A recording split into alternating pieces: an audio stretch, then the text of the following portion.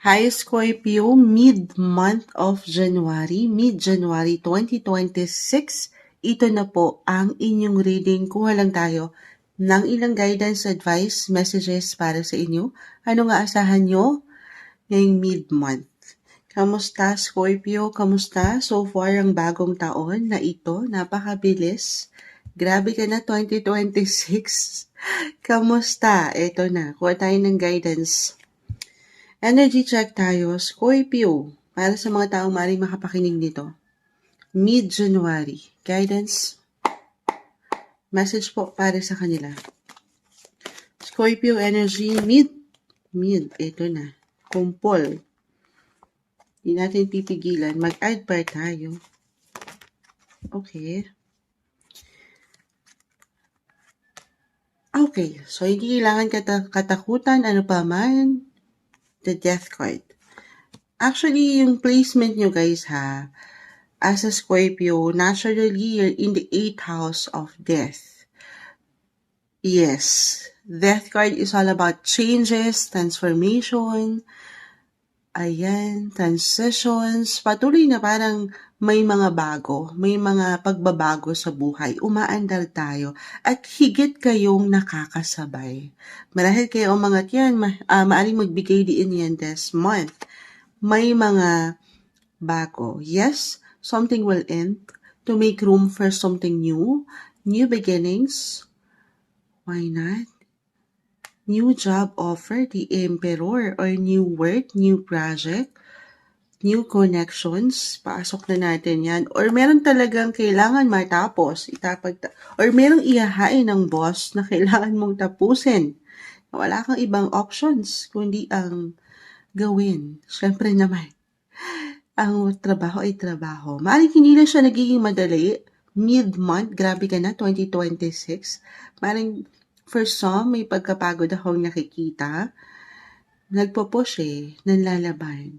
Pero lagi niyong tatandaan, ano man yung ilang bigat na ito, na inyong pasan-pasan, for some maaaring ramdam na ito, pagpasok pa lang ng 2026, yan po ay merong dahilan. Walang iaangat sa iyo, walang ibibigay sa iyo ang taas na hindi niyo kakayanin. Okay? I see completion. Yes po. Recognition. Why not? Tuloy lang, sabay sa pagbabago na ito or anong kailangan completion, kailangan tapusin ang harapin. Huwag lang kayo magmamadali, huwag mainip, huwag padalos-dalos sa bawat actions, decisions na gagawin. Maaring may lang unexpected, I feel may unexpected situation, kuha pa tayo. Puro night, pasugod ang mga situation. Laban kung laban. Work kung work, grind kung grind yung energy. Nang ganda. Pero minsan, sabi ko nga, wala tayong control sa lahat ng situation. I feel with your cards na merong support. Support from someone na katataas. It could be unexpected for some of you. Lalo kung meron kayong ilang glitch, ilang delays na maramdaman mid-month. Saan yan? Sa trabaho? Anong proyekto ba yan? Or relasyon? Tayo po ay general reading, kaperahan. Depende kung saan kayo higit na naglalaan ng prioridad. But I see support. May ilang pwedeng tumulong sa inyo. Minsan marahil kailangan nyo lang pangatin ng boses, of course.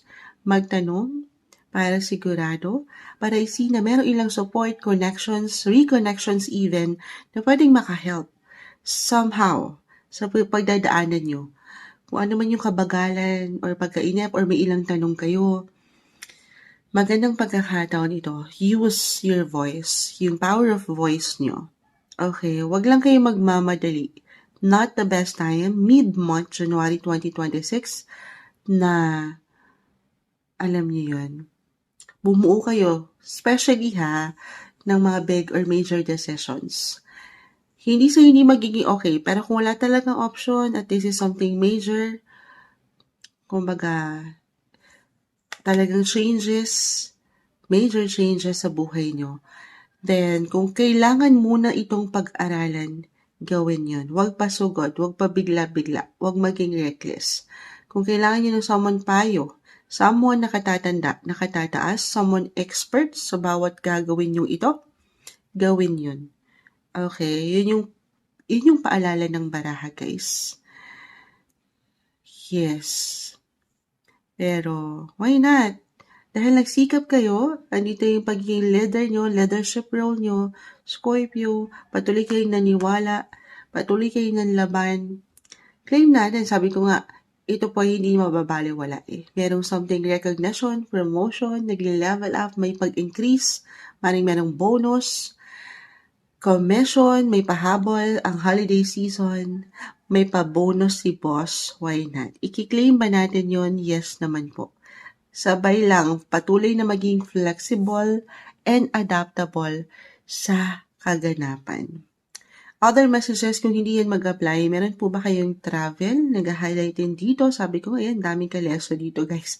Kalesa, kabayo, nakasakay, puro knights. Andyan yung energy.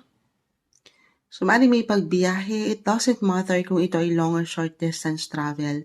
Pero maybe this is a sign for some of you. Maaaring ito yung maging paraan para kahit paano ay makahinga-hinga naman. Kasi may ilang bigat ako. Ay, una pa lang, sabi ko nga, may ilang obligations, responsibilities na very normal naman, lalo pa sa trabaho. Pero, it's okay to pause. Okay? Magpahinga rin pag may time kasama ang mga taong mahal mo, mahalaga sa'yo. Paano naman sa love reading? Yan na nga, ayun na, papasok na natin, quality time, family, pagdating sa mga kids nyo, if ever meron na. Kasi may pagkaseryoso ako nakikita sa barahan nyo, pero maglaan din kayo ng time to connect, okay, or to reconnect sa mga taong ito. Okay, umangat yung yung presence nyo, guys. Huwag kayong magdududa pa sa pwede nyong magawa or matapos. Okay, may completion again, meron kayong something ma-achieve, kahit yung mga oras nyo nga lang eh. Actually, oo. Nandito tayo. Capricorn season, nag-highlight ang inyong mga third house of communication talaga, connections. So, be expressive sa love man or sa anumang gusto nyong ipresenta sa work.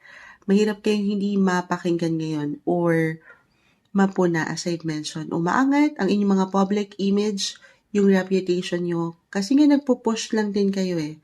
Patuloy kayong mag-show up at i-showcase ang inyong mga kakayanan. Saan na naman yan, Moonchild? Sa showtime? Hindi. Oo naman, syempre, kailangan maniwala kayo ha, na meron kayong power. Kahit over the net to guys, yung ilang connections, using the internet, social media, if ever kayo mga entrepreneur, the King of Pentacles, mga nagbabuy and sell, why not? Ipakita nyo yan. Mapupuna, mabibilan kayo. Hindi kayo mawawalan, may paparating na suporta. Sa kaperahan, relasyon, trabaho, lahat na. I-claim na natin yan. Ano man ang pagdadaanan, may ilang bigat man, may solusyon, resolusyon para sa inyo. Mid-month of January 2026, Scorpio.